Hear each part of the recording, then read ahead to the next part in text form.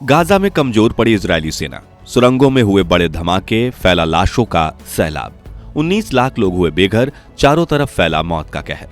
फिर भी इजराइल और अमेरिका के सामने संयुक्त राष्ट्र हुआ लाचार और बेबस। दोस्तों, 2.5 महीने पहले शुरू हुआ इजराइल फिलिस्तीन का खाड़ी युद्ध रुकने के बजाय अपनी चरम सीमा पर पहुंच चुका है। 24 घंटे से हो रही बमबार्डिंग और गोलीबारी की वजह से कभी हंसता खिलखिलाता हुआ फिलिस्तीनी देश गाजा अब कब्रिस्तान और मलबे के ढेर में तब्दील हो चुका है। एक तरफ इजरायली सेना गाजा के मासूम नागरिकों पर कहर बरसा रही है, तो दूसरी तरफ हमास के अल कासम ब्रिगेड ने गाजा में इजरायली सेना के लाशों के ढेर बिछा दिए हैं। लेकिन रिपोर्ट्स की माने तो इजरायली सरकार द्वारा पेश किए गए सैनिकों की मौत के आंकड़े भी बड़ा झोल है। तो क्या वाकई गाजा में अल कासम ब्रिगेड के सामने कमजोर पड़ रही है इजरायली सेना? कैसे गाजा पट्टी में इजराइल ने बरसाया मौत का कहर? और प्रधानमंत्री नरेंद्र मोदी ने पीएम नेतन्याहू को कॉल करके क्या कहा, चलिए जानते हैं। दोस्तों, जब से इजराइल ने गाजा में ग्राउंड अटैक शुरू किया है, तब से हमास की सबसे शक्तिशाली अल कासम ब्रिगेड गाजा फ्रंट पर इजरायली आर्मी से दो हाथ कर रही है। गाजा पट्टी के कोने कोने से वाकिफ और ताकतवर हथियारों से लैस अल कासम ब्रिगेड को 1991 में बनाया गया था। तब से लेकर आज तक कई बार युद्ध में आमने सामने होकर तो कई बार खुफिया अटैक करके अल कासम ब्रिगेड ने इजराइल डिफेंस फोर्स की नाक में दम कर रखा है। इस वक्त गाजा में घुसपैठ करने के दौरान भी यही ब्रिगेड लगातार इजरायली सेना के आड़े आ रही है।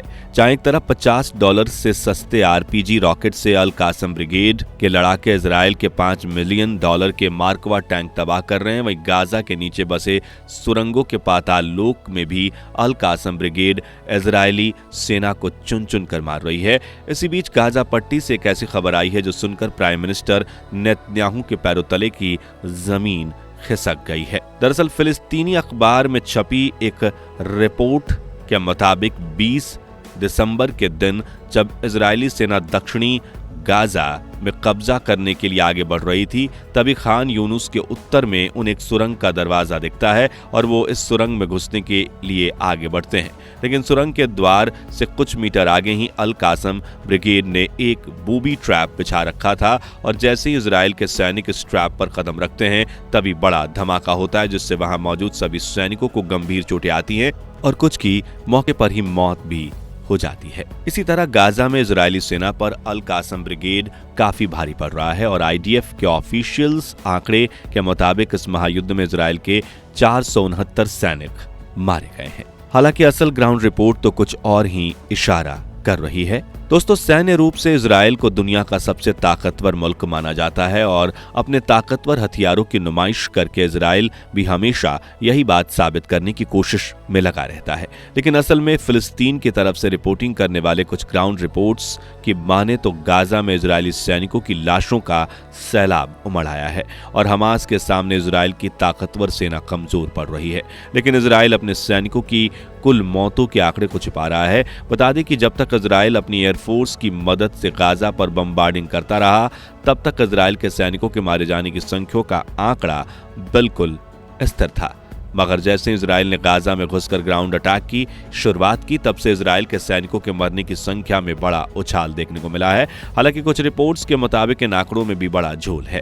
दरअसल मिडल ईस्ट मॉनिटर में छपे एक आर्टिकल की माने तो पिछले महीने रिपोर्ट्स ने जब इजराइल के मिलिट्री सिमेट्री यानी इजराइल के सैन्य कब्रिस्तान के डायरेक्टर डेविड ओरेन बरूच का इंटरव्यू लिया, तो उन्होंने कहा कि इजराइल के अंदर हर 6 घंटे में एक इजरायली सैनिक का शव कब्रिस्तान में दफन होने के लिए आ रहा है। आगे उन्होंने कहा कि सिर्फ माउंट हर्जल सिमेट्री में पिछले 48 घंटों में हमने 50 सोल्जर्स के शव को दफनाया है और यहाँ हर घंटे एक फ्यूनरल हो रहा है। डेविड ओरेन बरूच के इस इंटरव्यू के तुरंत बाद अरबी अखबारों ने यह दावा किया कि इजराइल के सैनिकों की मौत का आंकड़ा आधिकारिक आंकड़ों से कई गुना ज्यादा है। अब ये बात वाकई में हैरान करने वाली इसलिए है क्योंकि इजराइल ने दावा किया है कि 4 अक्टूबर की अब तक इजराइल के 469 सैनिक मारे गए हैं, जिनमें से करीब 300 सैनिक 7 अक्टूबर और उसके बाद वाले एक हफ्ते तक हमास की इजराइल में घुसपैठ के दौरान मारे गए थे, जबकि 10 सैनिक लेबनान बॉर्डर पर मारे गए हैं और 132 सैनिक गजा में ग्राउंड इन्वेजन के दौरान शहीद हुए हैं। लेकिन अगर हम डेविड ओरेन ब्रूच के बयान से जुड़ी एक कैलकुलेशन करें तो 27 अक्टूबर को शुरू हुए इजराइल के ग्राउंड ऑपरेशन को करीब 2 महीने बीतने आए हैं और हर एक घंटे में एक इजरायली सैनिक मारा जा रहा है और एक दिन में 24 घंटे होते हैं, यानी 60 दिनों में 1440 सैनिकों की मौत हुई है। इसके अलावा हमास की घुसपैठ के दौरान 300 सैनिक पहले मारे जा चुके हैं, वो अलग से। ऐसे में इस कैलकुलेशन के मुताबिक तो गाजा के जंग में शुरू होने से लेकर अब तक इजराइल के सैनिकों की मौत का आंकड़ा 500 नहीं बल्कि 1500 से भी ज्यादा होना चाहिए। तो क्या वाकई इन आंकड़ों को छिपाया जा रहा है? आइए इसे लेकर कुछ और सबूत भी देखते हैं। दोस्तों, हाल ही में दिए गए एक इंटरव्यू में अल कासम ब्रिगेड के स्पोक पर्सन अब्दू उबैदा ने एक वीडियो जारी करते हुए कहा कि इजराइल अपने सैनिकों की मौत के आंकड़े छिपा रहा है क्योंकि अल कासम ब्रिगेड के मुजाहिदीन गाजा के आक्रमणकारियों के लिए कब्रिस्तान बनाने के अपने वादे को पूरा कर रहे हैं। आपको बता दें कि अब्बू उबैदा हमास के सबसे ताकतवर फाइटर्स में से एक हैं जो अचानक से टीवी पर आते हैं और इंटरनेशनल मीडिया में भगदड़ मच जाती है। फिलिस्तीनी नागरिक इनकी हर एक आवाज पर जान देने के लिए भी तैयार हैं। कहा जाता है कि इन्होंने गाजा के नीचे 500 किलोमीटर लंबी सुरंग का पाताल लोक बनाया है।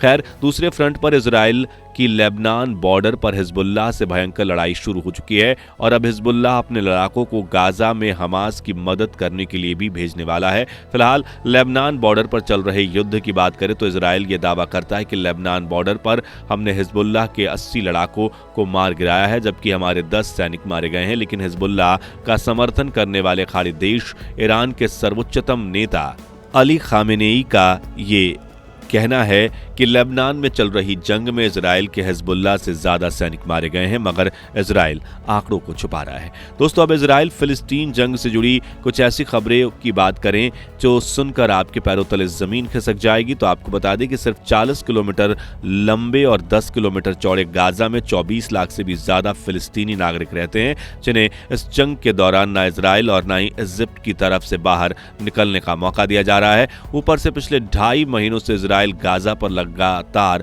बमबार्डिंग कर रहा है। ऐसे में 20,000 से भी ज्यादा मासूम फिलिस्तीनी नागरिकों की मौत हो चुकी है जबकि यूनाइटेड नेशंस की एक रिपोर्ट के मुताबिक गाजा में करीब 19 लाख लोग के घर उजड़ गए हैं और अपनी जान बचाने के लिए वो अभी आए दिन एक से दूसरी जगह जाने के लिए मजबूर हैं। मगर ना तो इजराइल हमले रोक रहा है और ना ही हमास इन सिविलियंस को अपनी सुरंगों में पनाह दे रहा है। इसी वजह से रोजाना 100 से भी ज्यादा फिलिस्तीनियों की जान जा रही है। इससे भी ज्यादा दिल तोड़ने वाली बात यह है कि फिलिस्तीनी अखबारों के मुताबिक इसी जंग के दौरान गाजा में एक छोटी सी बच्ची का जन्म हुआ था जिसका नाम अल अमीर आयशा था, यानी प्रिंसेस आयशा रखा गया था। लेकिन 19 दिसंबर मंगलवार के दिन एयर स्ट्राइक के दौरान इजरायली सेना की मिसाइल इस मासूम बच्ची के घर पर गिरती है और परिवार के साथ आयशा की भी जान चली जाती है। एक मासूम बच्ची के जन्म लेने के 3 हफ्ते में ही अपनी जान वो गंवा दे, एक जंग का इससे बुरा असर क्या ही हो सकता है। वहीं पिछले महीने करीब 1 हफ्ते तक चली सीज फायर के दौरान फिलिस्तीनी संगठन ने फिलिस्तीन के 240 बंधकों के सामने इजराइल के 80 बंधकों को रिहा किया था जबकि 129 बंधक अब भी गाजा पट्टी के किसी सुरंग के अंदर बने तहखाने में कैद हैं जिनके लिए इजराइल लगातार गाजा में लाशों के ढेर बिछाता जा रहा है। इसके अलावा गाजा पट्टी के बुरे हालात देखकर प्राइम मिनिस्टर नरेंद्र मोदी की चिंता भी काफी बढ़ चुकी है और हाल ही में उन्होंने इजराइल के पीएम नेतन्याहू से फोन पर बात कर जंग रोकने के लिए उन्हें समझाया है। इस फोन पर हुई ज्यादातर बातों को सीक्रेट रखते हुए मोदी ने लिखा कि इजराइल हमास के बीच चल रहे कन्फ्लिक्ट पर प्रधानमंत्री नेतन्याहू के साथ विचारों का सार्थक आदान प्रदान हुआ जिसमें समुद्री यातायात की सुरक्षा पर साझा चिंताएं शामिल थीं। आपको बता दें कि हमास को खत्म करने के ऐलान के पीछे नेतन्याहू की गाजा पर कब्जा करने की चाल अब पूरी दुनिया को साफ साफ दिखाई दे रही है। लेकिन कोई भी देश ना इजराइल और ना फिलिस्तीन से पंगा लेना चाहता है। इसी वजह से यूनाइटेड नेशंस सिक्योरिटी काउंसिल में युद्ध विराम की मांग करने वाले एक प्रस्ताव पर वोटिंग को एक बार फिर से पोस्टपोन करना पड़ा। दोस्तों, क्या वाकई इजराइल अपने सैनिकों की मौत के आंकड़े छिपा रहा है और क्या फिलिस्तीनी देश गाजा पर कब्जा करने की इजराइल की चाल सफल हो पाएगी या नहीं? इस बारे में अपनी राय हमें कमेंट में बताइए और वीडियो अच्छा लगा हो तो इसे लाइक शेयर जरूर कर दीजिए। साथ ही ऐसी ही सच्ची खबरों के लिए हमारे चैनल को सब्सक्राइब करके पास वाली घंटी जरूर बजा दीजिए। धन्यवाद।